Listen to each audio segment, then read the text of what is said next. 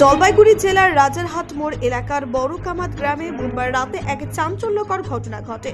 অভিযোগ, গৃহবধূর সঙ্গে পরকীয়ার সম্পর্ক থাকা প্রেমিকের গোপনাঙ্গ কেটে পালিয়ে যান ওই গৃহবধূ। জানা গেছে, রাত আনুমানিক 8টার দিকে গৃহবধূ ইব্রাহিম হক নামে এক যুবককে তার বাড়ির পাশে থাকা ভুট্টা খেতে ডেকে পাঠান। পরে সেখানে পৌঁছানোর পর প্রেমিকের গোপনাঙ্গ কেটে পালিয়ে যান গৃহবধূ। স্থানীয়দের মতে, গৃহবধূর স্বামী তার পরকীয়ার সম্পর্কের কথা জানতে পেরে তাকে সম্পর্ক থেকে বের হতে বাধ্য করেন, কিন্তু যুবকটি নাছোড়বান্দা ছিল। গত মঙ্গলবার রাতে গৃহবধূর স্বামী ও প্রেমিকের মধ্যে এক তুমুল ঝামেলাও হয়। পরে বুধবার রাতে গৃহবধূর স্বামীর নির্দেশেই এই ঘটনা ঘটান। ঘটনার পর স্থানীয়রা ইব্রাহিম হককে উদ্ধার করে জলপাইগুড়ি সুপার স্পেশালিটি হাসপাতালে পাঠায়। তার পরিবারের পক্ষ থেকে গৃহবধূ ও তার স্বামীর বিরুদ্ধে থানায় মামলা করা হয়েছে।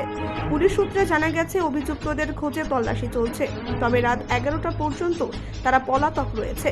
এই ঘটনায় এলাকায় ব্যাপক চাঞ্চল্য সৃষ্টি করেছে এবং পুলিশ বিষয়টি গুরুত্ব সহকারে তদন্ত করছে।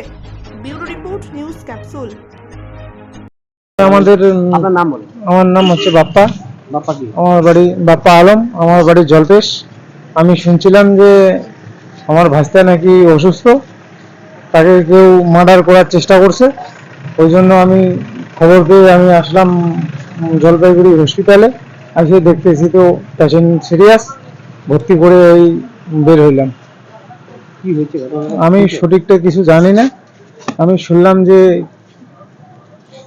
এক মহিলা নাকি ডাইকে নিয়ে গিয়ে এরকম করছে। হ্যাঁ, যৌনাঙ্গ কেটে দিচ্ছে। হ্যাঁ কেটে দিছে। আমি আর সঠিক আর কিছু জানি না। আমি এসেই জানি আমি 16টা ভিতরে আর বাইরে করছে 22টা। হ্যাঁ, অনেকগুলো সেলাই করছে। হ্যাঁ, মোটামুটি ওই ডাক্তার বললো যে 32টার মতো করছে আর কি। জলপাইগুড়ি কোথায় এটা? হাসপাতাল? হ্যাঁ, জলপাইগুড়ি 10তলা হসপিটাল।